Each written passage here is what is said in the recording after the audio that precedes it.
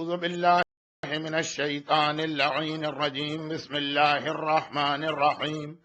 الحمد لله رب العالمين، والصلاة والسلام على سيد المرسلين سيدنا ومولانا أبي القاسم محمد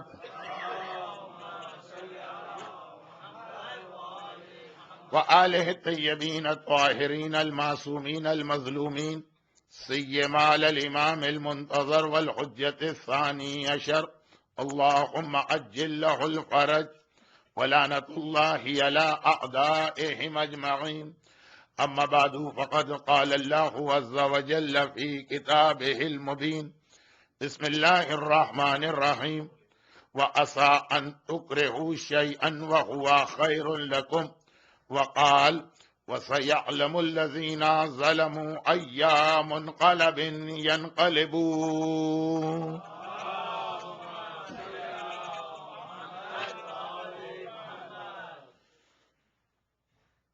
ایام ازا کا آج آخری سنڈے یا اتوار ہونے کی بنا پر آپ حضرات نے بھی صبح سے اب تک مسلسل مجالس میں شرکت فرمائی، اور میں بھی اسی حوالے سے اپنے آپ کو خاصا خستہ سا محسوس کر رہا ہوں۔ اس اعتبار سے بات مختصر بھی رہے گی اور بالکل بغیر کسی تمہید کے میں نفس سے عنوان پہ آ رہا ہوں۔ لیکن جیسا کہ میں نے مسلسل 2 دن اعلان کیا کہ یہ مختار نامہ یا حضرت امیر مختار کے حالات خالی ہسٹوریکل پوائنٹ آف ویو سے بیان کرنا میرا مقصد نہیں، وہ پہلے بھی نہیں تھا، اور اب جب جناب امیر مختار کے حالات پر اتنی بہترین ٹی وی سیریل تیار ہو کے مومنین کرام کے ایکسس میں ہے، تو مختار نامے سے بھی جہاں جہاں ہمیں موقع ملے گا اپنی پریکٹیکل لائف کے حوالے سے بھی جو پیغام ملیں گے وہ آپ کے سامنے پیش کیے جائیں گے۔ اور اس حوالے سے کل میں نے یہ بات واضح کرنے کی کوشش کی تھی کہ مختار نامہ اصل میں اس بات کی ایک بنیاد ہے کہ اللہ ظالم کو اس دنیا میں بھی سزا دیتا۔ وَسَيَعْلَمُ الَّذِينَ ظَلَمُوا، اے ظلم کرنے والوں تمہیں عنقریب اس دنیا میں پتہ چلے گا۔ مگر اس اصول یا آیت کی روشنی خالی یزید اور ابن زیاد نہیں ہے، معاشرے کا ہر ظالم وہ اصول بھی اپنی جگہ صحیح کہ کلو ارضن کربلا و کلو یومن عاشورہ، لیکن وہ چھوٹے چھوٹے ظالم جو ہماری اور آپ کی نگاہ میں اس انداز سے غائب ہو جاتے ہیں کہ ہم اور آپ انہیں ظالم تک نہیں سمجھتے۔ حضرت ابو ذر غفاری پیغمبر اسلام کے اصحاب میں انتہائی اہم اور نمایاں صحابی،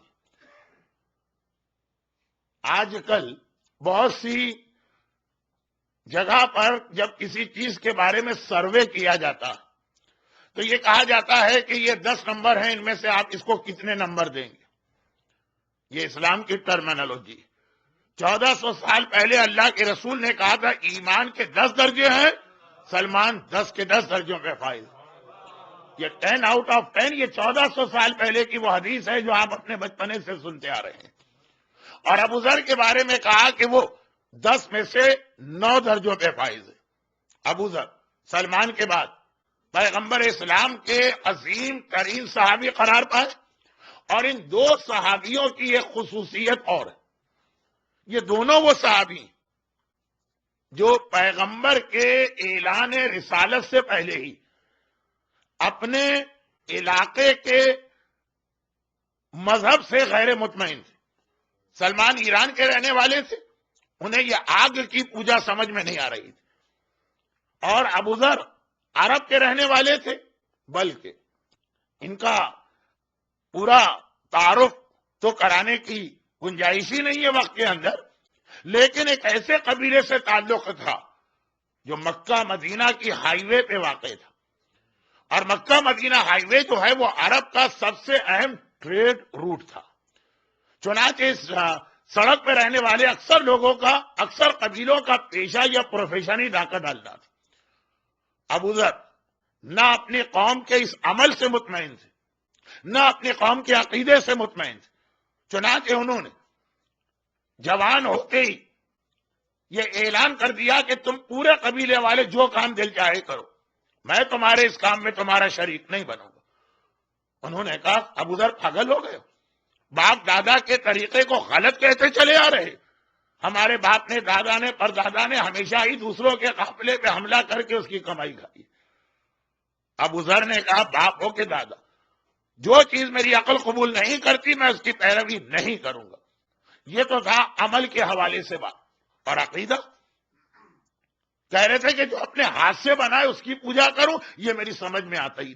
اور خاص طور پر جب ایک واقعہ پیش آیا کہ جو سالانہ میلہ لگتا ہے عرب کے اندر، اور ابو ذر بھی اس میں ایک بار خالی تماشا دیکھنے گئے تھے، تو دیکھا جو سب سے بڑا بت تھا، رات کا وقت ہے، کتا وہاں سے گزرا اور کتے کو پیشاب کی حاجت ہوئی تو اس نے اسی بت کے اوپر ٹانگ رکھ کے وہیں پیشاب کر دیا۔ ابو ذر نے کہا لا حول ولا، اسے میں اپنا خدا مان جو اپنے آپ کو ایک کتے کی نجاست سے نہ بچا سکا۔ لیکن سلمان و ابو ذر دونوں کا مسئلہ یہ تھا کہ جو ان کے علاقے کا مذہب ہے، ان کی عقل کہتی ہے کہ یہ غلط، پھر کیا صحیح؟ کسی چیز کو غلط کہہ دینا تو آسان ہے، لیکن اب اس کا متبادل یا آلٹرنیٹ کیا ہوگا؟ نہ سلمان کی سمجھ میں آ رہا ہے، نہ ابو ذر کی۔ سلمان اس کی تلاش میں نکلے، اور وہ پھر ایک سلمان کی بہت دلچسپ کہانی۔ لیکن حج یا عمرے پہ جانے والے کو یہ پوری کہانی مدینے کے باغ سلمان میں علماء سنا دیتے ہیں۔ ابو ذر اسلام کے آنے سے پہلے ہی غیر مطمئن، اور ابو ذر کی ایک خاصیت یہ تھی کہ وہ کسی سے ڈرتے نہیں تھے، گھبراتے نہیں تھے۔ یہی وجہ، یہ بہت اہم حدیثیں ہیں، وقت کی کمی کی وجہ سے میں سرسری پڑھ کے گزر رہا ہوں۔ یہی وجہ کہ پیغمبر اسلام نے ایک مرتبہ اپنے تمام مخلص صحابیوں کو جمع کیا تھا اور یہ کہا تھا کہ یاد رکھو وقت آئے تو تقیہ کرنا واجب ہے۔ ابو ذر کو دیکھ کے کہا کہ نہیں ابو ذر، تمہارے لیے تقیہ معاف ہے، کیونکہ ابو ذر نے کہا کہ یا رسول اللہ، میں نے حالت کفر میں بھی تقیہ نہیں کیا، اپنی ساری قوم سے ٹکرا گیا، ان کے عقیدے پہ حملہ کرتا رہا، ان کے بتوں کو برا کہتا رہا، جبکہ میرے پاس اس کے متبادل کوئی دوسرا نظریہ تھا بھی نہیں۔ جب میں نے اس وقت ساری قوم کی مخالفت پرواہ نہ کی تو اسلام لانے کے بعد میں تقیہ کیوں کروں؟ پیغمبر نے سلمان فارسی پہ تقیہ واجب کیا، عمار یاسر پہ تقیہ واجب کیا، مقداد پہ تقیہ واجب کیا۔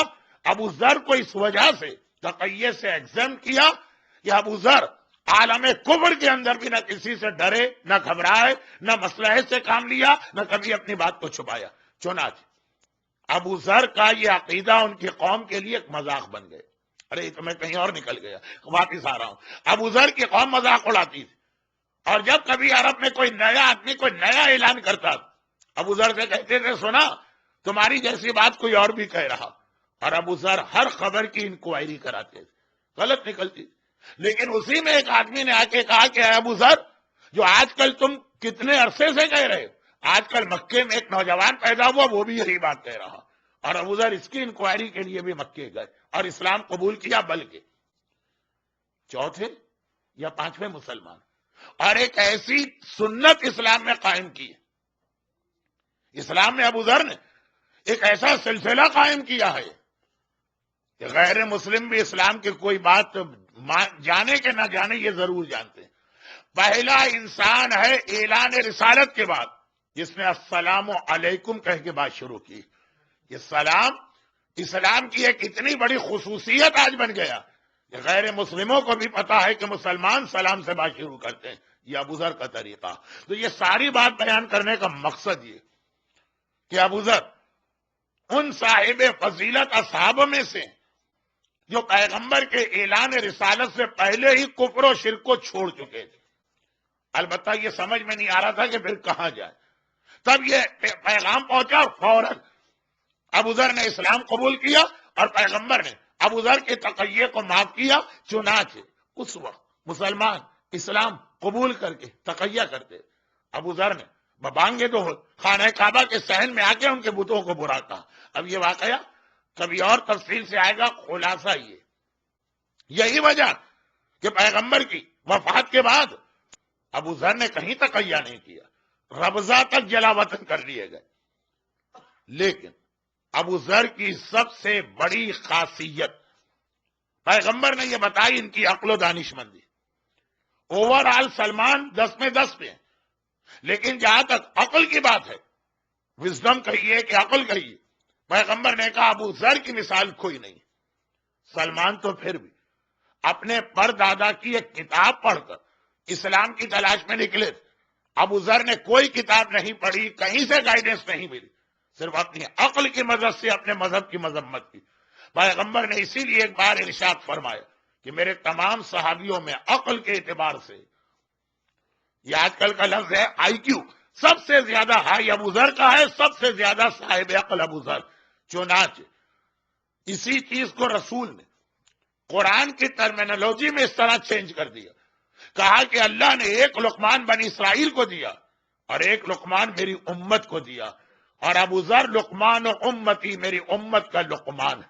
ابو ذر کی یہ عقل, یہ دانشمندی اتنی مشہور ہو گئی کہ اللہ کے رسول کی وفات کے بعد, ابھی 4-5 دن تو گزرے ہیں 28 سفر کو, جو نسل پیغمبر کی وفات کے بعد سامنے آئی, اب ان کو رہ کے یہ افسوس ہوتا تھا کہ چند سالوں کا فرق پڑ گیا اور ہم رسول کی زیارت سے محروم ہو گئے.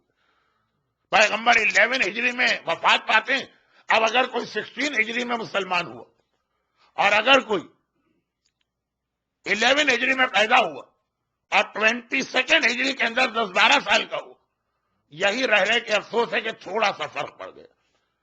اب پیغمبر کے مخلص صحابیوں کو ڈھونڈا جاتا. ابو ذر کے نام خط آیا, اے ابو ذر میں نے اب اسلام قبول کیا. پیغمبر کے بعد اسلام کتنی دور تک گیا, روم, ایران, مصر, اب دور دور سے خط آتے ہیں. میں نے اسلام قبول کیا, میں رسول خدا کا زمانہ نہیں پا سکا, قرآن پہنچا مجھ تک, شریعت پہنچی, پیغمبر کی صحبت کا شرف مجھے نہیں ملا. آپ پیغمبر کی صحبت میں اتنی دیر رہیں, مجھے کوئی بہت ہی شارٹ اور سمپل ایڈوائس کی جو رسول کے پاس بیٹھ کر آپ نے سیکھا, لیکن مجھے بہت ہی شارٹ اور سمپل, میں کوئی بہت پڑھا لکھا آدمی نہیں. ابو ذر نے اسی لیٹر کے اینڈ پر صرف ایک جملہ لکھ کے واپس بھجوا دی, جس سے سب سے زیادہ محبت کرتے ہو اس پر کبھی ظلم نہ کرنا. اور یہ خط گیا, جب ملا اس آدمی کو جس نے یہ لیٹر بھیجا تھا, جملہ پڑھ کے چکرا گئے. ابو ذر نے 2 بالکل کنٹراڈکٹری چیزیں کہیں. ایک طرف کہا جس سے سب سے زیادہ محبت کرتے ہو, کہا اس پہ ظلم نہ کرنا. جس سے آدمی محبت کرتا ہے اس پہ ظلم کہاں کرتا, اس کی وجہ سے دوسروں پہ ظلم کرتا, اس کی وجہ سے دوسروں کا حق ضائع کرتا, حتیٰ یہ کہ جس سے محبت کرتا ہے اس کی خاطر شریعت تک کو بھول جاتا, اللہ رسول کے احکامات کو نظر انداز کر دیتا.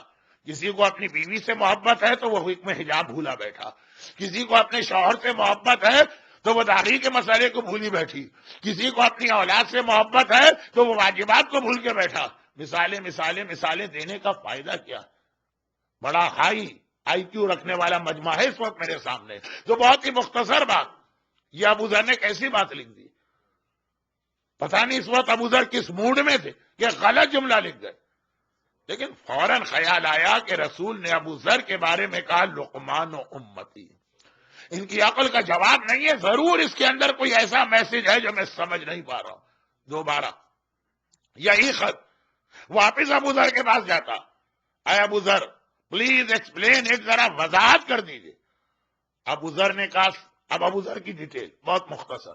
ابو ذر نے دیکھا انسان سب سے زیادہ کس سے محبت کرتا, گھر والوں سے غلط, اولاد سے غلط, دولت سے غلط, عہدے سے غلط. سب سے زیادہ محبت ہر انسان اپنے آپ سے کرتا, چاہے اس کے ذہن میں یہ بات آئے کہ نہ اس کے سب کانشیس میں ہو, لیکن انسان کی سب سے زیادہ اپنے آپ سے محبت باقی ساری محبتیں اسی کی وجہ سے. میری اولاد ہے، میری بات اپنی آ رہی ہے اس لیے محبت ہے. میری بیوی، خیر اس میں تو ہو سکتا ہے کوئی اختلاف کرے، لیکن بہرحال سب سے زیادہ محبت اپنے آپ سے. خبردار، جس سے سب سے زیادہ محبت ہو کبھی اس پہ ظلم نہ کرنا، اپنے آپ پہ کبھی ظلم نہ کرنا. اور پھر قرآن کی وہ آیت کوٹ کی جو کل میں نے تلاوت کی، وَمَن يَتَعَدَّدْ حُدُودَ اللَّهِ فَقَدْ ظَلَمَ نَفْسَهُ، جس نے اللہ کے ایک قانون کو توڑا وہ ظالم ہو گیا ہے، اور اپنے آپ پہ ظلم کر رہا ہے، کسی اور پہ ظلم نہیں کر رہا. علماء کے یہ دو جملے، قرآن کریم کی آیتیں، معصومین کی احادیث، ابو ذر جیسے معرفت رکھنے والے اصحاب کی ٹیچنگز کی سمری، دو جملے. ہر گناہ ظلم اور ہر گناہ سوسائڈ اور خودکشی. جب ایک انسان کوئی گناہ کرتا ہے وہ اپنے آپ کو گویا پوائزن اور زہر دے رہا، اسے معلوم نہیں. اور ہر گناہ ظلم، وہ اپنے آپ پر ایسا ظلم کر رہا ہے کہ جس کا صحیح معنوں میں تو اس کے سامنے اس کی حقیقت قیامت میں آئے گی، لیکن اس دنیا میں بھی اپنے آپ پر ظلم کرنے والا.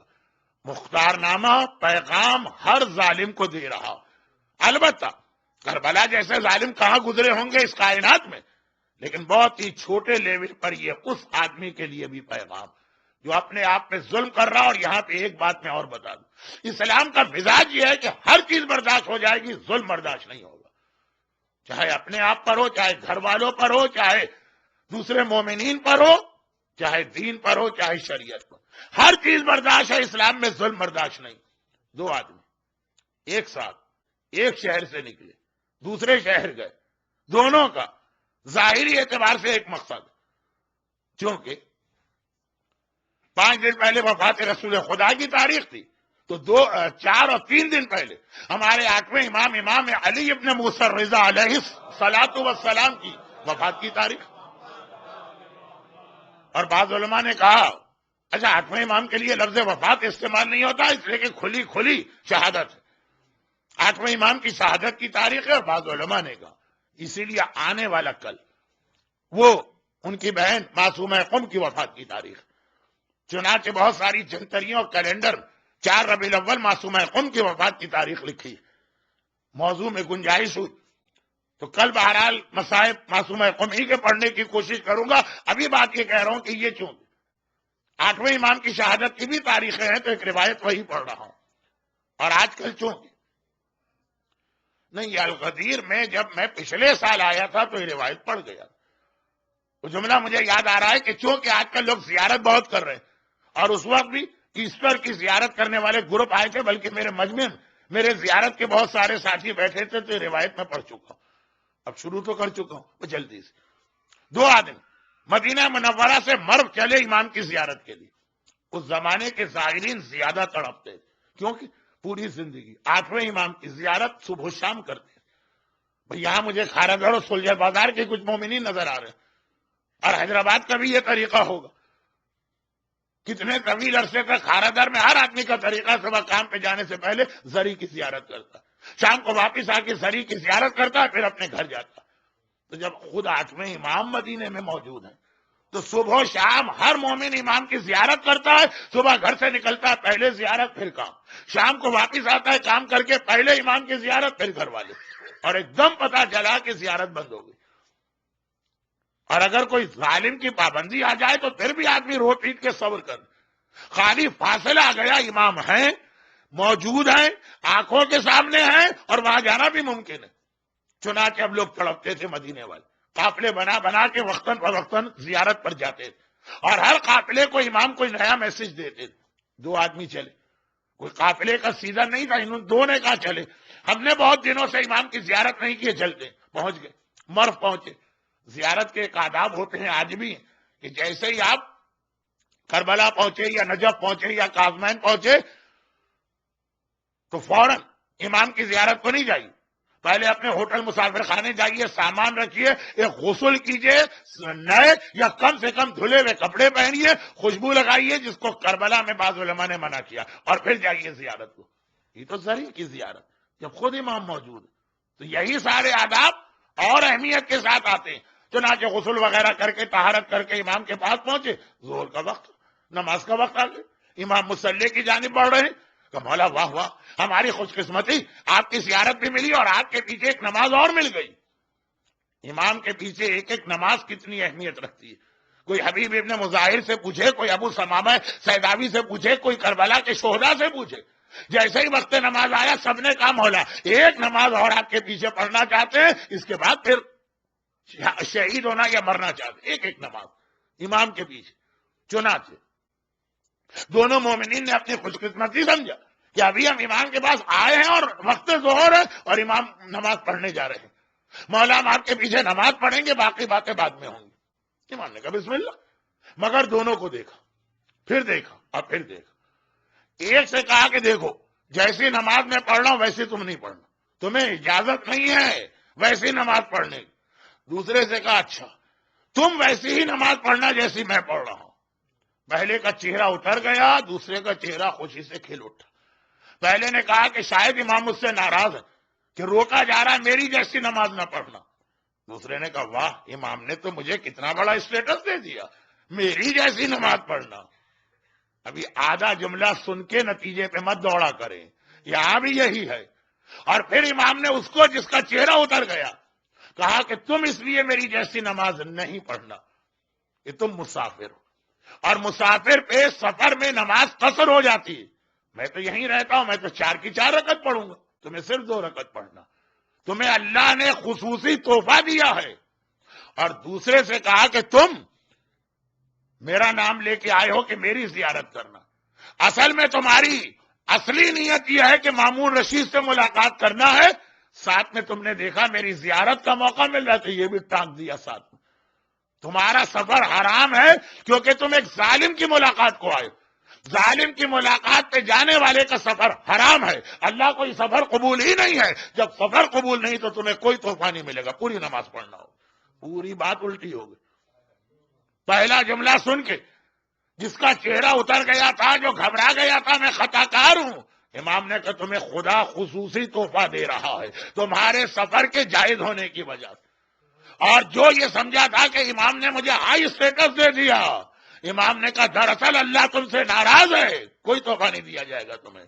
لیکن اصل مسئلہ یہ نہیں، اگرچہ مختار نامے کی اب جو میں پہلی روایت شروع کرنے جا رہا ہوں وہ بھی اس کے ساتھ ملا لیجیے گا، اس کے بعد مراجع پہ اعتراض شروع کیجیے گا۔ مجمع سے بات نہیں کر رہا، جنہیں اعتراض کرنا میری مجلس میں کیوں آئیں گے، ان کو پتا ہے کہ کون مجلس پڑھ رہا، لیکن مراجع پہ اعتراض کرنے والے بھی یہ اور مختار نامے کی روایت، اگر ایک آخری جملہ نہیں آتا اور اس سے پہلے یہ روایت کتاب میں اتنی لکھی ہوتی تو ہم نتیجہ نکالتے کہ ظاہر اے اللہ کی نگاہ میں غلط ہے، ظاہر بھی ٹھیک ہے، اور جب ایک جملہ خالی آگے آ گیا تو ظاہر اے بالکل ٹھیک ہے، ظاہر بھی بالکل غلط۔ مگر یہ میں نے اس وقت پڑھا کیوں؟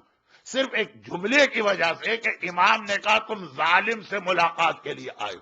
اللہ ظالم سے اتنا ناراض ہے کہ ظالم تو ظالم اس کے پاس آنے والے کو بھی ظالم سمجھتا ہے اور اس کے سفر کو حرام اور گناہ قرار دیتا، چاہے وہ کوئی حکمران وقت ہو، چاہے آپ کے خاندان کا کوئی ظالم ہو، اور آپ کے اس سے تعلقات ہیں، آپ کی دوستی ہے، آپ کے اس سے کوئی ایسا انٹرسٹ ہے، آپ کو اس سے کوئی اس کے پاس اتنا بڑا عہدہ ہے، کوئی ایسی دولت ہے، اب آپ اس کے ظلم کو نظر انداز کر کے فقط اپنے مفاد کے لیے اس سے وابستہ ہیں۔ اللہ خالی ظالم سے نہیں، ظالم کے قریب آنے والے سے بھی ناراض ہے۔ تو جب عام ظالموں کی یہ بات، جو کائنات کا سب سے بڑا ظالم گزرا، یزید سے لے کے عمر سعد کے لشکر کا ادنا ترین سپاہی، ان سے کیسے راضی ہو سکتا؟ اور کس انداز سے اللہ نے ان ظالموں کو فوری طور پہ سزا دی۔ اللہ ظالموں کی رسی کو ڈھیل دیتا ہے، مگر یہ ظالم ایسے ہیں کہ انہیں ڈھیل بھی نہیں دی جائے گی۔ 62 ہجری میں کربلا کا واقعہ مکمل ہوا، 66 ہجری میں مختار کو حکومت مل گئی، مگر یہاں پہ مختار نامہ شروع ہو گئے۔ پیغام یہ ہے کہ ہر ظالم سے اپنے آپ کو بچانا، مگر یہاں پہ مختار ہی کے حوالے سے ایک بہت اہم بات مکمل کرنا، اور اس کے بعد پھر ہم واقعات پہ آ جاتے ہیں۔ جناب مختار کے بارے میں مذمت کی کچھ روایتیں بھی ہمارے پاس کچھ. اب جیسے میں ابھی شارجہ میں بیٹھا تھا اور وہاں کے ایک بہت ہی مشہور شاعر حیدرآباد کے ہیں نذیر عابدی صاحب، ہم دونوں بیٹھے ہوئے ڈسکس کر رہے تھے. ایک کتاب آئی تھی ایران سے فارسی، گن رہے تھے مختار کی فضیلت کے لیے 155 یا 156 156 حدیثیں ہیں جس میں معصومین نے مختار کی تعریف کی. صرف 2 حدیثیں ہیں جس سے مختار کی مذمت ظاہر ہو رہی. 156 حدیثیں ایک جانب، 2 حدیثیں ایک جانب. اور 2 حدیثوں پہ بھی غور کیا تو اس میں سے ایک حدیث تو یہ نکلی. اور یہ حدیث میں اس لیے بھی بتا رہا ہوں کہ بعض لوگوں کے پیٹ میں پتہ نہیں کیوں درد ہوتا ہے مختار کا نام سن رہ کے کہتے ہیں کہ مختار کا تذکرہ کرنے کی کیا ضرورت. اگر کوئی یزید کا حامی یہ کہے تو سمجھ میں آتا، جس نے یزیدیت کا کچا چھٹا کھول کے دنیا کے سامنے رکھ دیا. یہ آل محمد کا ماننے والا حسین کا عزادار یہ کیوں کہہ رہا؟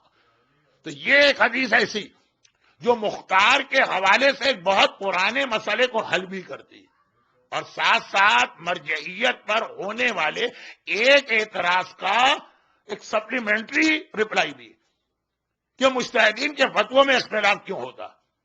دیکھیے یہ جو اعتراض ہے نا اس کے 2 حصے. پارٹ اے کا جواب یہاں ملتا ہے، پارٹ بی اسٹل باقی ہے. اگر میں ہی زندہ رہا تو آئندہ کبھی بھی اس کا جواب دوں گا. پارٹ اے اور پارٹ بی 2 ہیں اعتراض. یہ بہت ہی امپورٹنٹ ٹاپک ہے لیکن مختار نامے کی وجہ سے اس کی تفصیل میں نہیں جا رہا. پارٹ اے یہ کہ پرانے علماء کچھ اور کہتے تھے یا آج کے علماء کچھ اور کیوں کہہ رہے. پہلا اعتراض یہ ہے کہ مراجع میں اختلاف نسلی اعتبار سے کہ 100 سال پہلے، 50 سال پہلے، 200 سال پہلے ہم نے کچھ سنا، کچھ اور سنا. وہ صحیح ہے کہ یہ صحیح؟ اور اگر ہم نے کہا دونوں صحیح ہے، کہا یہ ہو نہیں سکتا. اور اگر ہم نے کہا یہ اجتہادی اختلاف ہے تو حاکم شام نے اجتہادی اختلاف کو اتنا بدنام کر کے رکھ دیا کہ لوگوں کے کان کھڑے ہوئے یہ تو وہی حاکم شام والی بات کہہ رہے ہیں. 2 لفظ ایسے جنہیں اتنا بدنام کر دیا گیا کہ ہمارے شیعہ مذہب میں بھی شامل ہیں، مگر اب نام سنتے ہی آدمی خود اس کا دل کہتا ہے یہ غلط بات لگ رہی. ایک اجماع کا لفظ وہ بھی اتنا بدنام کر دیا گیا کہ لوگ سمجھتے ہیں کہ اجماع تو وہی لوگوں کے پاس ہے، ہمارے پاس ہے. ہم یہی تو سر پکڑ کے کہتے ہیں کہ ان کا بھی اجماع نہیں تھا، وہ چند آدمی جمع ہوئے جو دل چاہا کر لیا. کوئی اجماع تو دکھاؤ.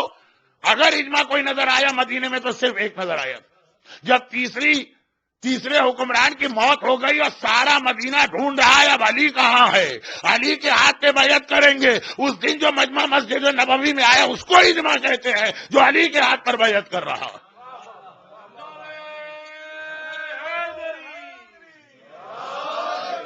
بدنام کیا دشمنان اہل بیت لفظ اجماع کو، اور ہم یہ سمجھے کہ لفظ ہی اتنا برا ہو گیا کہ جو حقیقی اجماع ہے وہ بھی غلط.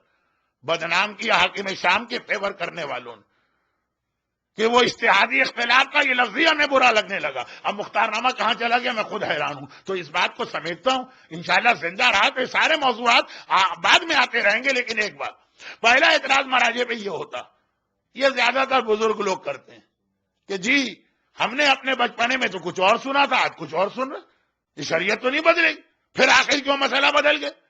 اور یہ ہے پارٹ اے جس کا جواب مختار نامہ کا ایک واقعہ.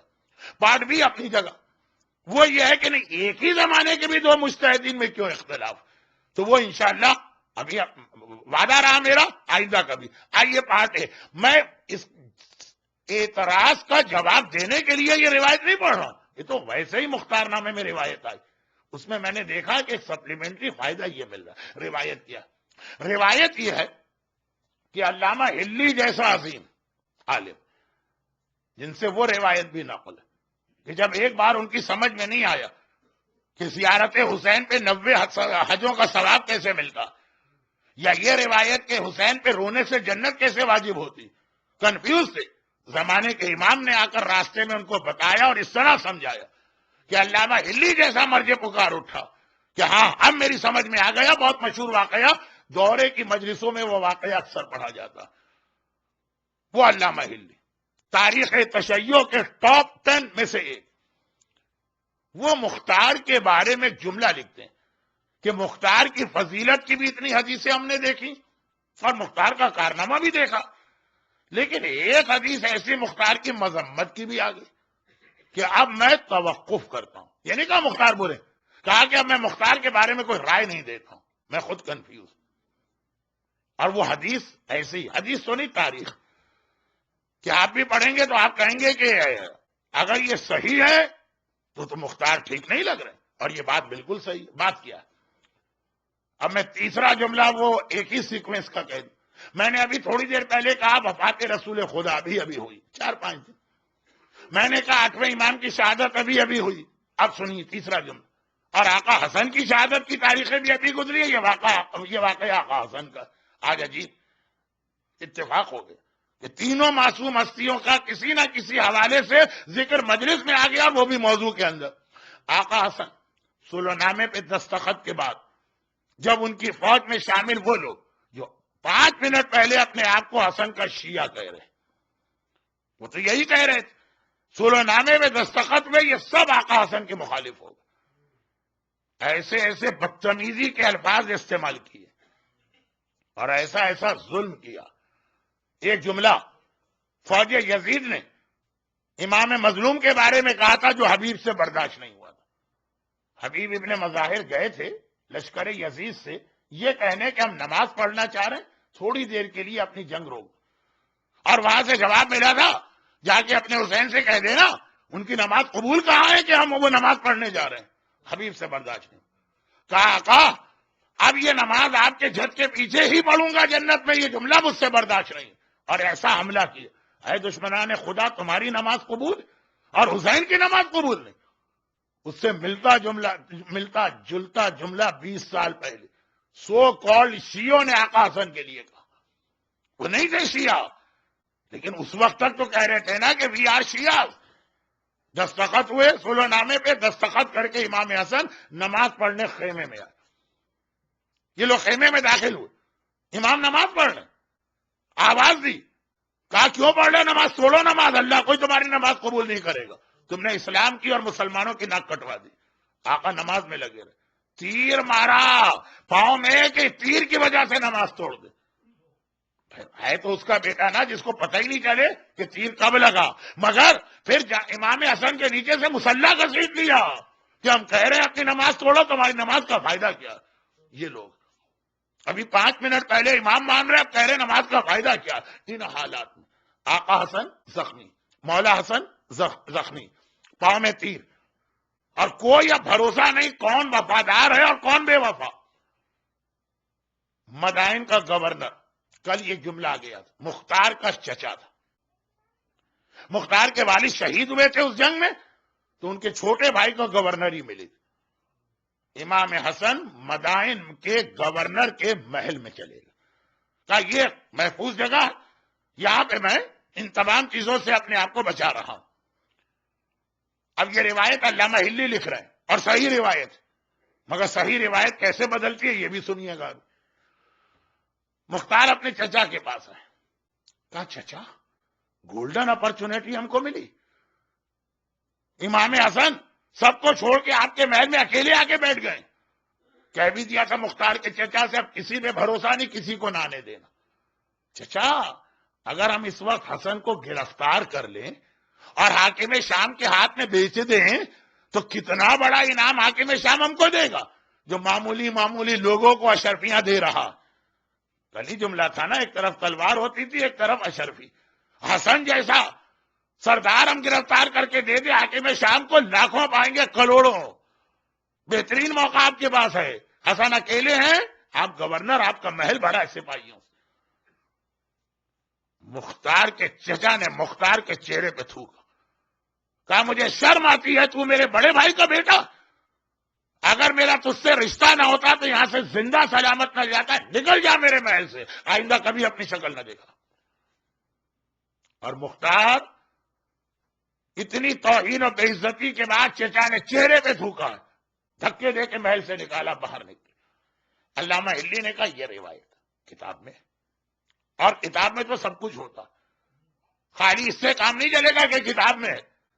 کس کی روایت ہے، راوی کیسا ہے، کتاب کس کی ہے، کتاب کیسی.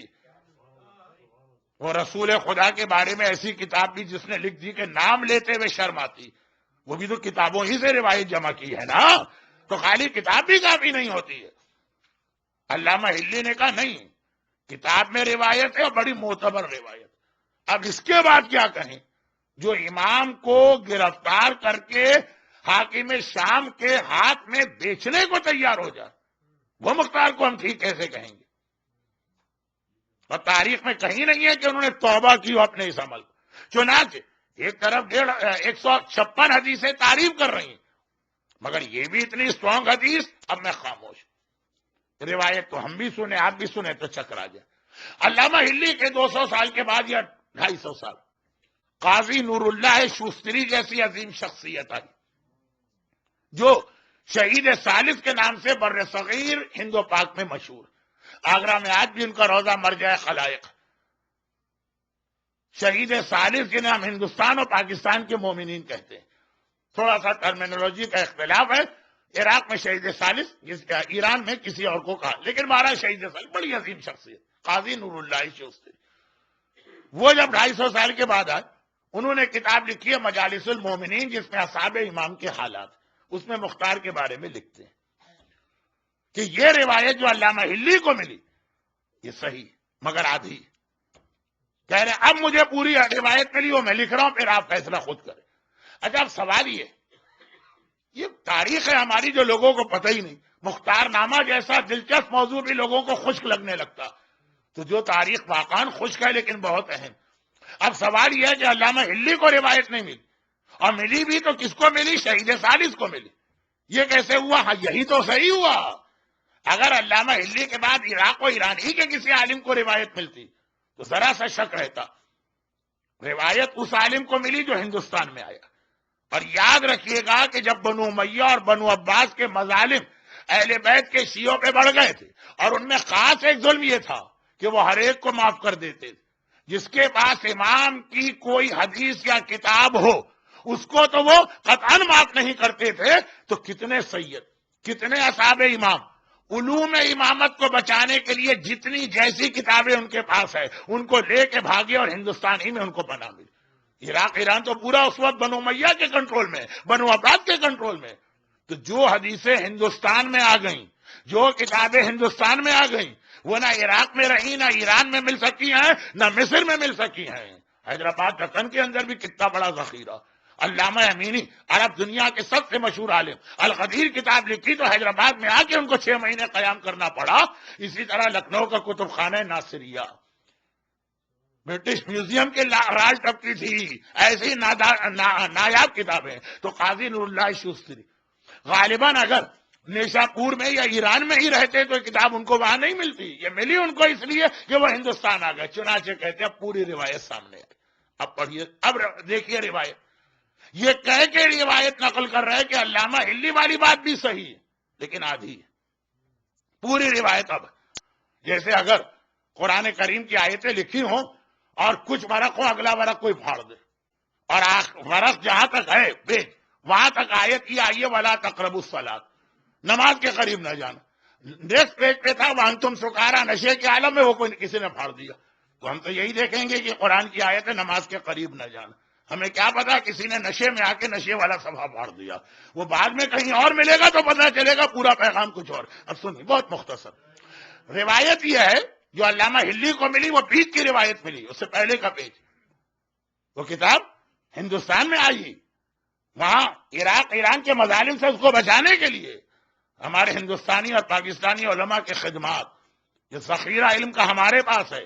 عراق اور ایران کے دیانتدار مراجع تک اس کی عظمت کو مانتے ہیں، لیکن تھوڑا سا ہم خود غافل ہو گئے۔ اب اوقات الانوار جیسی کتاب جو لکھنؤ میں لکھی گئی ہے، اب ایران کے حوزہ علمیہ قم سے چھپ رہی ہے، لیکن ہندوستان میں کچھ چھپنے والا نہیں رہا۔ میں کہیں اور جا رہا ہوں، مختار نامہ۔ روایت یہ ہے کہ جب امام حسن اپنے سو کالڈ حامیوں کے ہاتھوں تیر کھایا، مسلح سے دھکا دیا گیا، توہین کی گئی، وہ الفاظ تو میں نے پڑھے ہی نہیں، مجھ میں تو بہرحال اتنی ہمت نہیں ہے کہ ممبر سے آقا حسن کی شان میں گستاخی والے الفاظ پڑھوں۔ تو اب وہ مدائن کے گورنر کے محل میں چلے گئے، ایک وہی ایسا شیعہ نظر آ رہا تھا کہ ذرا طاقت رکھتا تھا، گورنر تھا. مختار بہت پریشان ہوئے. اب یہاں سے روایت وہ چل رہی ہے جو علامہ علی کو جو صفحہ نہیں ملا. مختار بہت پریشان ہوئے کہ میں نے اپنی آنکھوں سے دیکھا ہے، کیا اردو کا ایک شعر ہے کہ محاورہ ہے بڑا سلیم قسم کا، ایسے ویسے ویسے ویسے ہو گئے، کیسے کیسے کیسے کیسے ہو گئے، پتہ نہیں کیا ہے. تو خلاصہ یہ کہ مختار بہت پریشان. ایسے ایسے لوگوں کو میں نے چینج ہوتے دیکھا. حاکم شام کے خزانے سے جو اشرفیہ اور سونے کا ایک سمندر بہ رہا، اچھے اچھے لوگوں نے اپنا ایمان بیچ دیا. میرا چچا تو ایسی پوسٹ پر کہ حاکم شام نے تو سب سے پہلے اس کو خریدنا چاہا ہوگا. مولا علی کا گورنر زیاد بکا کہ نہیں بکا؟ مولا علی کا گورنر تھا، مولا نے اسے اپوائنٹ کیا تھا تم بصرے کے گورنر ہو زیاد. حاکم شام نے ایسے چکر چلائے اور ایسا کچھ اس کو الو بنایا کہ وہ علی کا سب سے بڑا شیعہ علی کے سب سے اگینسٹ ہو گئے. اسی کا بیٹا ابن زیاد، اس کے باپ کی بات کر رہا ہوں، زیاد. نہج البلاغہ میں جا کے دیکھیے اب تک زیاد کے نام مولا علی کے خط ہیں، میرا گورنر ہے، خط بھیج رہے ہیں. ایسا خرید لیا گیا. گورنر پہ تو پہلے ہاتھ ڈالا جاتا. اور زیاد کے بک جانے کی وجہ سے شیعوں کے لیے وہ ایک بہت بڑا مسئلہ ہوا تھا. کل میں نے کہا تھا نا کہ ساتویں امام نے حکم دیا ہارون ظالم میں تقیہ کرو. زیاد کے زمانے میں تقیہ بھی نہیں کر سکتے، وہ تو ایک ایک کو جانتا. کل تک ہماری مجلسوں میں آتا تھا، کل تک ہمارے ساتھ بیٹھ کے نعرہ حیدری لگاتا تھا، کل تک ہمارے سامنے مودت اہل بیت کا مظاہرہ کرتا تھا. وہ ایک ایک کو جانتا ہے کہ تئی تقیہ کرے. وہ کہتا اچھا مجھے دھوکہ دے رہے ہو، مجھے پتا ہے کہ تم علی والے ہو. زیاد کے مظالم بے مثل ہیں. مختار زیاد کو دیکھ رہے، کہا جب زیاد جیسا آدمی بک گیا تو اگر میرا چچا بھی حاکم شام کے ہاتھوں بک گیا تو کتنا خطرہ ہے میرے آقا اور مولا امام حسن کے لیے. وہ اسی کے محل میں بیٹھے. ضرور حاکم شام نے خط بھی لکھا ہوگا، پیسے کی جھلک بھی دکھائی ہوگی. جیسے آج بھی آپ کسی عراقی سے ملیے اور صدام کے زمانے کا پوچھیے، وہ ایک ہی جواب دے گا. صدام کے زمانے میں سب سے بڑا مسئلہ یہ شوہر کو اپنی بیوی کے بارے میں نہیں پتا کہ یہ میری بیوی ہے یا حکومت کی ہاتھ بکی بھی اس کی جاسوس.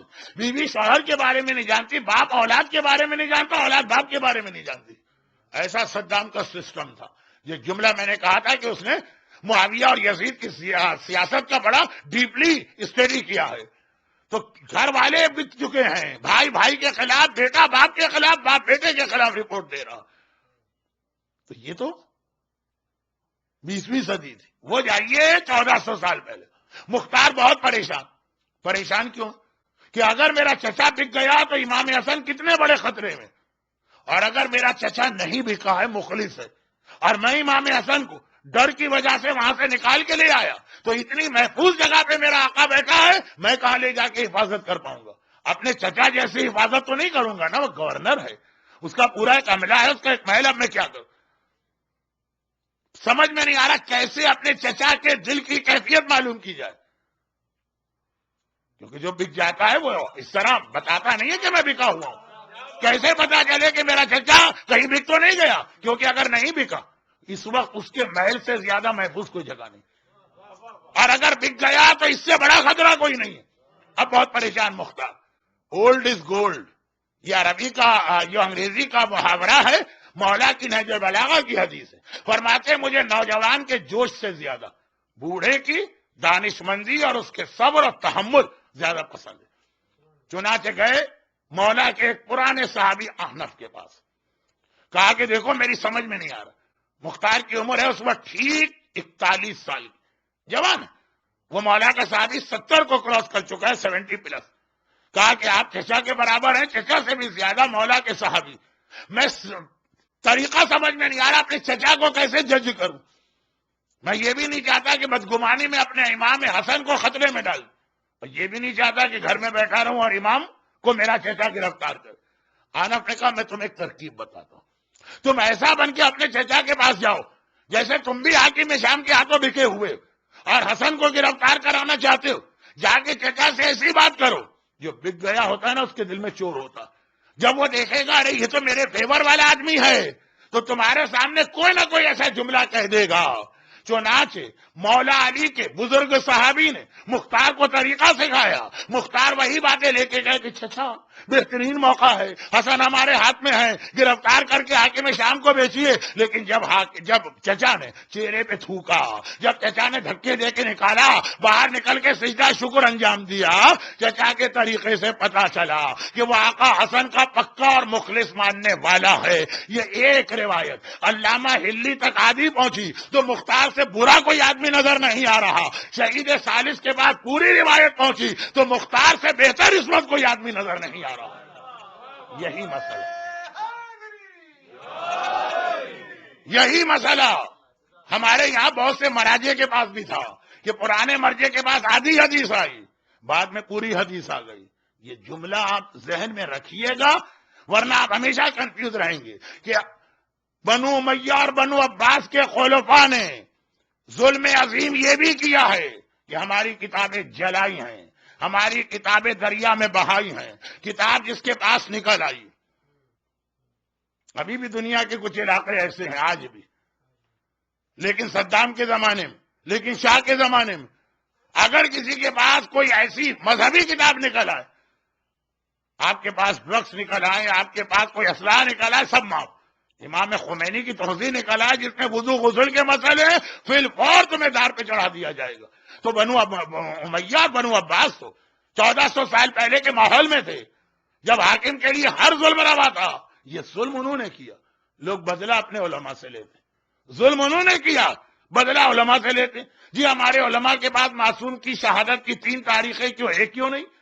اگر ایک ساری کتابوں میں ایک آتی تو ایک ہی ہوتی. کتابیں اب مختلف ہو گئیں، بہت سی اصلی کتابیں چھپا دی گئیں، جلا دی گئیں، ضائع کر دی گئی ہیں.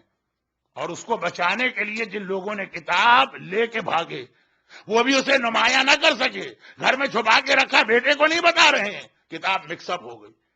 آپ کو تو پتا ہے نا، عموماً کتاب جن کی گھر ہوتی ان کی اولاد بڑی نالائق ہوتی ہے. عموماً میں نے ردی والے کے ایسی قیمتی کتابیں بکتی دیکھی ہیں. کہاں سے آئی؟ کہا وہ باپ مر گیا، بیٹوں نے کہا یہ فضول کچرا نکالو جا کے ردی والے کو بھیجو. ہمارے یہاں کراچی کا طریقہ ہے کہ کتابیں بیچو، ردی والے کے پاس گجک کھا لو. اب پتہ نہیں حیدرآباد کے لوگ سمجھیں کہ نہ سمجھیں. اتنی قیمتی کتابیں میں کہ سر پکڑ کے بیٹھ گیا. نالائق ہوتے ہیں عموماً ایسے بیٹے، وہ بھیج دیتے ہیں. اس میں کتنی کتابیں کہاں سے کہا گئے. تو یہ اس میں علماء کا کیا قصور کہ کون سی امام خمینی آ گئے، کوئی آ گئے، سیستانی نے یہ کتابیں ضائع کی ہیں یا پھینکی ہیں یا ادھر سے ادھر کی ہیں. بلکہ شاید آپ کی معلومات میں نہ ہو، 91 کا جو اپرائزنگ ہوا تھا اور آغا خوئی کے گھر پہ جو 92 میں اٹیک ہوا تھا، اسی وقت یمن سے احادیث امام کا ایک بہترین ذخیرہ ملا تھا جو آغا خوئی نے پوری قیمت دے کے خریدا تھا، گھر میں رکھا ہوا. ظاہری اعتبار سے جو بھی ظلم ہوا وہ کتاب ضائع ہو گئی جو 1200 سال کے بعد ملی تھی. کتاب کا نام ہے مدینۃ العلم. شیخ صدوق کی بہترین کتاب ہے، ناپید ہے دنیا سے. ایک نسخہ ملا، بہانہ کچھ کر کے ان کے گھر پہ اٹیک ہوا اور جو ظلم ہوئے تو ہوئے، یہ ایک کاپی جو دنیا میں تھی یہ بھی ضائع ہو گئی. تو مختار کے ذکر کے درمیان یہ بات آ گئی. لیکن مختار نامے کا اب جو اصل حصہ شروع ہو رہا، اب وہ کل ہی شروع ہوگا. صرف ایک جملہ کہہ دوں کہ شروع میں مختار کے حالات، شروع سے مطلب کربلا کے واقعے میں جب مختار انٹر ہوتے تاریخ کے اندر. اس سے پہلے میں نے کل کہا تھا مختار کا صرف ایک واقعہ ہے، وہ یہ جو ابھی آپ نے سن لی. تاریخ اسلام میں مختار انٹر ہوتے، مسلم ابن عقیل ان کے گھر آ کے ٹھہرے اور وہاں سے ایک ایسا واقعہ پیش آیا جس پر سورہ مائدہ کی وہ آیت پوری اترتی یا وہ واقعہ اس آیت میں پورا اترتا. کبھی تمہیں کوئی چیز بہت بری لگتی ہے، تمہیں کیا پتا اس میں تمہارے لیے کتنا خیر چھپا ہوا. اللہ پہ بھروسہ کرنا سیکھے، اللہ پہ ٹرسٹ کرنا سیکھے. ہم بیمار پڑے، اس میں بہتری ہوگی.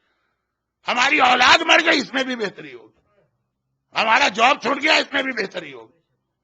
اور ہوتی ہے، لیکن یہ خیال رکھنے سے ہی کتنی بیماریاں اور ٹینشن آپ کے ختم ہو جائیں گے. باقی یہ بات کل آئے گی کیونکہ مختار پر بھی ایسا ہی ایک امتحان آیا. گھبرا کے سوچ رہے تھے کہ یا اللہ میرے اوپر یہ مصیبت کیوں آئی. پتہ چلا جو برا لگ رہا تھا مختار نہیں، ملا کثیر، اس کے اوپر امتحان کا وقت آیا. وہ گھبرا گیا. خدا بندہ ساری زندگی تیری اطاعت میں گزاری ہے، یہ کیا ہو گئے. اسے کیا پتا کہ تھوڑی دیر کا امتحان مختار کے لیے کتنی بڑی مدد بنا. اور مختار نے اس طرح سے کربلا کے قاتلوں سے انتقام لیا کہ آج کی تقریر کا تقریباً موضوع یہ بن گیا تھا کہ مختار کی فضیلت میں 150 حدیثیں، مذمت میں صرف 2، جن میں سے ایک کی تو یہ حالت کہ جو مذمت میں لگ رہی تھی وہ بھی آگے چل کے فضیلت میں تبدیل ہوگی. مگر ہمارے لیے مختار کی فضیلت کی ساری حدیثیں ایک طرف، اتنا جملہ ہی کافی ہے کہ چوتھے امام نے ہاتھ اٹھا کے اس طرح سے دعا دی تھی. کون سی روایت میں پڑھ رہا ہوں اس وقت؟ مختار نامہ ہی میرا موضوع ہے، تو مصائب بھی جہاں جہاں ممکن ہوگا. منہال کوفی، بہت مشہور صحابی ہیں امام کے، کوفے میں رہتے ہیں، حج کے لیے آئے. اور حج ہو نہیں سکتا جب تک کہ آپ معصوم کی زیارت نہ کریں. وہ طواف نہیں ہے، تیرے مقدر کا چکر ہے، وہ جو ایک مصرع ہے اس ٹائپ کا. حج ہو نہیں سکتا. اصل حج کہتے ہی اسے ہیں کہ خانہ خدا کے گرد گھومنے کے ساتھ امام معصوم کی زیارت. یہ جملہ کل مختار نامے میں بہت اہم جملہ بننے جا رہا. اس جملے نے ہی اس آدمی کی جان بچا لی جو مختار کو قید سے نکال رہا تھا. کل کی بات، بس اتنی سی بات کہ منہال حج کے بعد مدینے آئے، روضہ رسول کی زیارت کی، اور چونکہ چوتھے امام کا زمانہ ہے، چوتھے امام کی بھی زیارت کی. جیسے ہی پہنچے امام نے دیکھا منہال اچھا تم کوفے سے آئے ہو؟ فرزند رسول جی ہاں. کہا کہ کوفے کے کیا حالات ہیں؟ کہا مولا آج کل تو بہت اچھے حالات. مختار اچھی طرح سے آپ کے بابا اور آپ کے خاندان کے ظالموں سے انتقام لے رہے. چوتھے امام نے کس کا نام لیا؟ اپنے بابا حسین کے گلے پہ خنجر چلانے والے شمر کا؟ نہیں. اپنے جوان بھائی اکبر کے سینے میں برچھی اتارنے والے کا؟ نہیں. اپنے چچا کے بازو قلم کرنے والے کا؟ نہیں. چوتھے امام نے جیسے ہی یہ سنا کہ منہال ایک بات بتاؤ، ہرملہ پکڑا گیا کہ نہیں پکڑا گیا؟ اللہ اللہ، میرا چوتھا امام. دیکھیے کچھ لفظ ہم امام کے لیے استعمال کرتے ہیں، لیکن وہ توہین کے لیے نہیں ہے کہ بےکس امام، مظلوم امام، لاچار امام. کہ اصل جملہ ہے حکم خدا کے آگے لاچار. طاقت ساری رکھتے ہیں، خدا نے روک دیا، رک گئے. ہائے میرے مظلوم امام نے ایک بار ہاتھ اٹھائے اور کہا اے خدا ہرملہ جلد از جلد پکڑا جائے. قطع اللہ یدیہ ورجلہ، اللہ اس کے ہاتھ اور پاؤں کاٹے. وَأَحْرَقَهُ فِي النَّارِ الدُّنْيَا قَبْلَ نَارِ الْآخِرَةِ، اور جہنم کی آگ سے پہلے وہ دنیا میں آگ کا مزہ چکھے. جناب خدیجہ کے فضائل میں ایک جملہ آپ سنتے ہیں کہ قرآن نے کہا وَوَجَدَكَ عَائِلًا فَأَغْنَىٰ، اے حبیب ہم نے تمہیں تنگ دست پایا تو غنی کر دیا. ہم کہتے ہیں نا کہ اللہ کہہ رہا ہے ہم نے غنی کیا، دولت خدیجہ سے غنی ہوئی. عمل خدیجہ کا ہے، اللہ اپنی طرف نسبت دے رہا. فَلَمْ يَجِدْكَ يَتِيمًا فَآوَىٰ، ہم نے تمہیں یتیم پایا تو اپنی پناہ میں لیا. ابو طالب پناہ دے رہے ہیں اور خدا کہہ رہا میں پناہ دے رہا ہوں. ابو طالب کے عمل کو اللہ نے اپنا عمل کہا، خدیجہ کے عمل کو اللہ نے اپنا عمل کہا. اور یہاں پر امام فرما رہے ہیں کہ اے خدا ہرملہ کے ہاتھ پاؤں کاٹ اسی دنیا میں، اور آخرت کی آگ سے پہلے دنیا کی آگ میں جلا. اور یہ عمل کس نے کیا؟ مختار نے. عمل مختار کا ہے، امام اللہ کی طرف نسبت دے رہے. اسی لیے بعض علماء مختار کا لقب کہتے ہیں خدائی تلوار. وہ جو عمل کر رہا ہے خدا اپنی جانب نسبت دے رہا ہے. منہال نے دعا سنی اور بس زیارت ہو گئی، کوفے میں آ گئے. ابھی کوفے میں انٹر ہوئے ہیں، حج کر کے آ رہے ہیں، گھر بھی نہیں گئے. ابھی کوفے کے دروازے سے گھر جا رہے ہیں، دیکھا مجمع دوڑا جا رہا، مجمع بھاگا جا رہا. ایک بہت بڑا مجمع، سب ایک طرف جا رہے ہیں. گھبرا کے کہا بھائی کیا ہو گیا، کہاں جا رہے ہو؟ کہا ہم کناسا میں جا رہے ہیں. کناسا میں ایک بہت بڑا میدان تھا. بھائی کیوں جا رہے ہو؟ کہا ابھی ہرملہ پکڑا گیا ہے، ظالم اتنے دنوں سے چھپا بیٹھا تھا، ابھی ہرملہ پکڑا گیا ہے. مختار نے کہا سب آدمی وہاں پہنچے، مجمع عام میں سزا دی جائے گی. بس ایک بار منہال نے اپنی سواری کا رخ پھیر دیا. حج سے آدمی کتنا تھکا ہوا تھا، نہیں جانا گھر، جا کے اس ہرملہ کے انجام کو دیکھنا ہے. وہاں پہنچے، مختار بھی آیا. آخر میں منہال کو دیکھا، پہچانتے ہیں کہ امام کے صحابی. کہا منہال ابھی تم سے بات کرتا ہوں، پہلے تمہیں ہرملہ کو سزا دو. اور ایک بار ہرملہ کے ہاتھ کٹوائے، پاؤں کٹوایا، آگ میں ڈال کے زندہ جلایا. منہال نے کہا سبحان اللہ، اللہ اکبر. مختار نے کہا کہ ٹھیک ہے، اللہ کی تسبیح اور تکبیر ہر وقت کی جا سکتی ہے، اس وقت کیوں کی؟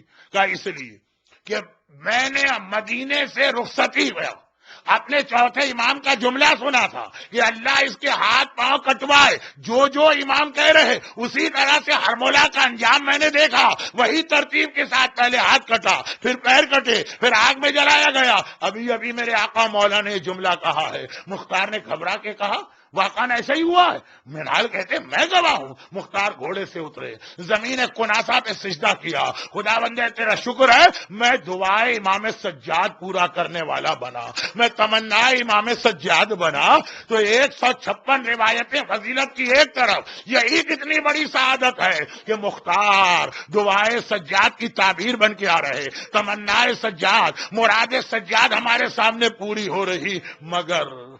مگر اس سے کچھ پہلے، ہرملا کا ہاتھ اور پاؤں کٹنے سے کچھ پہلے ایک ایسا ماحول کناسا میں بن گیا کہ کیا کسی مجلس میں وہ گریا ہوا ہوگا جو کوفے کے اس میدان میں ہو رہا ہے، کیونکہ مختار نے کہا تھا ہرملا اتنا بتا دو کہ تو نے میدان کربلا میں کیا کیا تھا۔ کہا کہ اے مختار اتنا سن لے، میں تیر اندازوں کا سردار بھی تھا اور عرب کا سب سے بڑا تیر انداز۔ جنگ شروع ہوتے ہی ہمارے ساتھ میرے پاس آیا، کہا ہرملا میں تمہیں چھوٹے موٹے کاموں کے لیے زحمت نہیں دوں گا، تم ایک کونے میں بیٹھ کے آرام کرو، تمہاری جو فوج ہے، تمہارے جو شاگرد ہیں، تمہارے جو نیچے والے، ان کو لے کے جاتا ہوں۔ جب کبھی معاملہ اتنا خطرناک ہوگا کہ جنگ میرے کنٹرول سے باہر ہوگی، صرف اس وقت تمہیں بلاؤں گا۔ مختار نے کہا تو پھر بلائے گا؟ کہا کہ بس پورے کربلا میں صرف 3 بار مجھے بلایا گیا، مجھ سے کہا گیا کہ تمہیں تین تیر مارنا ہے۔ پورے کربلا میں میں نے 3 مارے، مگر عزاداروں یہ 3 تیر کربلا کے ظالموں کے تمام مظالم پہ بھاری ہو گئے۔ مختار کہتے ہیں پہلا تیر کیا تھا؟ کہا کہ ایک بار عمر صاحب پورا دن صبح سے دوپہر سے سپہر مجھے کوئی کام ہی نہیں دیا گیا، آرام سے بیٹھا ہوں۔ سپہر کے قریب عمر صاحب گھبرایا آیا، کہنے لگا ہرمولا اب تیری ضرورت پڑی ہے۔ حسین کا بھائی عباس گیا فرات کے کنارے، پانی بھر کے آیا، ہم نے اس کا دائنا ہاتھ کٹوایا، وہ نہیں رکا، بایاں ہاتھ کٹوایا، نہیں رکا، اس کے سارے جسم میں تیر بے بس ہو گئے، وہ نہیں رکا۔ اے ہرمولا کیا تم سوچ سکتے ہو دونوں ہاتھ کٹنے کے بعد بھی کٹے ہوئے ہاتھوں سے عباس ایسا جہاد کر رہا کہ میری 30,000 کی فوج عباس کو نہیں روک پا رہی ہے۔ یہ پانی اگر خیمے میں پہنچ گیا غضب ہو جائے گا، عباس کو روکنا ہے۔ ذرا سنیے، ذرا سوچیے، وہ شیر جری کس طرح آگے بڑھا ہوگا کہ 30,000 کا لشکر ہاتھ کٹے ہوئے عباس کو نہ روک پایا۔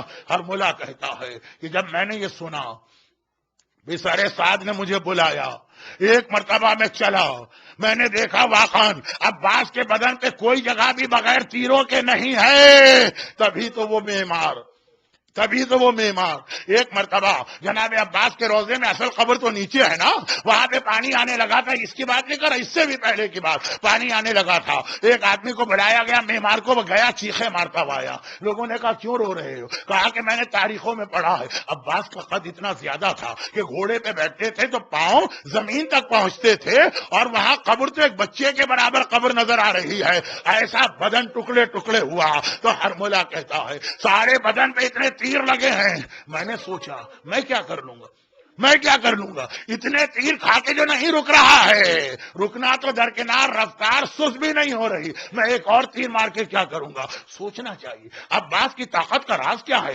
دائنا ہاتھ کٹ گیا، بائنا ہاتھ کٹ گیا، تیروں سے بدن چھلنی ہو گیا، پھر بھی کیوں نہیں رک رہے؟ میں نے غور کی، ایک چیز سمجھ میں آئی کہ دونوں ہاتھوں کے درمیان ایک مشق ہے جس سے عباس بچا رہے ہیں، ہر تیر اپنے بدن پہ لے رہے ہیں، مشق پہ کوئی تیر نہ آنے پائے۔ بس میں سمجھ گیا عباس کی طاقت کا راز یہ مشق ہے، ہر سپاہی عباس کے بدن پہ تیر مار رہا ہے۔ میں نے اپنی کمان میں 3 بھال کا پہلا تیر جوڑا، عباس کے بدن پہ نہ مارا، مشق سکینہ پہ مارا، ایک بار پانی بہا اور بس عباس بھی گویا ختم ہو گئے۔ اب ایک بار عباس گھوڑے سے زمین کربلا پہ گرے، پہلی بار کا آقا میرا آخری سلام لیجئے۔ اور جب حسین سرہانے آئے، عباس سے پوچھا عباس تمہاری بھی کوئی حاجت ہے؟ کہا صرف ایک حاجت ہے، جب پیدا ہوا تھا پہلی زیارت آپ کے چہرے کی تھی، دنیا سے جا رہا ہوں، آخری زیارت آپ کی کرنا چاہتا ہوں، مگر ایک آنکھ میں تیر لگ چکا ہے، دوسری آنکھ میں خون جمع ہے، مولا اگر میرے ہاتھ اس قابل ہوتے اپنے ہاتھوں سے خون صاف کرتا، بس ذرا یہ خون صاف کیجئے۔ حسین نے ابا کے دامن سے عباس کی آنکھ سے خون پوچھا، عباس نے آنکھیں کھولی، آخری زیارت حسین کی حسین نے کہا عباس، اور ایک تمنا میری بھی ہے اور بہت پرانی تمنا ہے، ہمیشہ تمہاری زبان سے سنا، تم نے مجھے آقا کہا، ایک بار حسین کا دل چاہتا ہے مجھے بھائی تو کہہ لو، تمہارے منہ سے بھائی سننا ہے، یہ میری آخری وصیت۔ عباس نے بھائی کہا، اور ایک بار فاطمہ زہرا پچھاڑے کھا کے گری، ارے میرا عباس مارا گیا، ارے میرا لال مارا۔ اجرکم علی اللہ الا ولعنۃ اللہ علی اعدائہم اجمعین۔ پروردگارا، آج مصائب بھی باب الحوائج ابی الفضل العباس کے خود بخود مختار نامے میں بیان ہو گئے۔ تجھے واسطہ اس باب الحوائج کا، آج کی مجلس میں جتنے حاجت مند مومنین اور مومنات تشریف فرما ہے، عباس کے وسیلے سے ان کی ساری حاجتیں پوری فرما۔ خداوندا، کٹے ہوئے ہاتھوں سے مشق سکینہ بچانے والے عباس کا واسطہ، عباس کے چاہنے والے خاص طور پہ جو آج کی مجلس میں ہیں اور ویسے دنیا بھر میں پھیلے ہوئے مومنین اور مومنات، ان کو اور ان کے گھروں اور ان کی اولادوں کو ہر آفت و پریشانی سے محفوظ فرما۔ خداوندا، جس عباس کو اپنا لال کہا فاطمہ نے، ہمارے عباس کی یاد میں بہائے ہوئے آنسو اسی رومال زہرا میں جمع کر کے دنیا میں ہماری مدد، آخرت میں ہماری شفاعت کا ذریعہ بنا۔ ہمارے تمام مرحومین کی مغفرت فرما، بیماروں کو شفاء کاملہ عطا فرما۔ اگر کوئی مومن یا مومنہ روزگار کی پریشانی میں مبتلا ہے، ان کی اس پریشانی کو دور فرما۔ عباس کی سکینہ کا واسطہ، اگر کسی مومن یا مومنہ کو اولاد کا کوئی مسئلہ پریشان کر رہا، اس کی اس پریشانی کو دور فرما، اور ان مظالم کے حقیقی انتقام کے لیے وارث معصومین فرزند زہرا امام زمانہ کے ظہور میں تعجیل فرما۔ ماتم حسین